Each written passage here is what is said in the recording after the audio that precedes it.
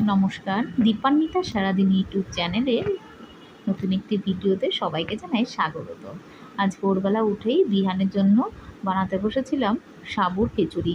গোটা গোটা করে সব সবজি কেটে নিয়েছিলাম, আর সাবুটা আমি রাতেই ভিজিয়ে রেখেছিলাম। এখন এই মুগ ডালটা ভেজে নিচ্ছি।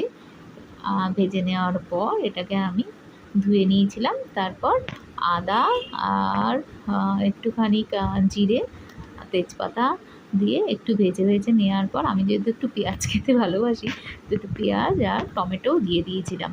দিয়ে এটা ভাজা ভাজা করে নেওয়ার পর ফুলকপি আর আলু একসঙ্গে ভালো করে ভাজবো। এবার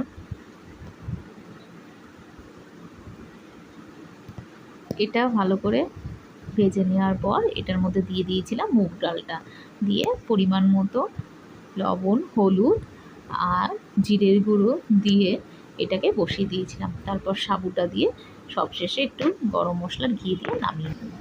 তারপরে অফিসে যাওয়ার জন্য বেরিয়ে পড়লাম। আজকে যেহেতু একটু লেট হলো, লেডিস স্পেশালে গেলাম, দেখা হলো রিয়ার সাথে। আর এমন একটা প্ল্যান করলাম, কালকে আপনাদের সঙ্গে প্ল্যানটা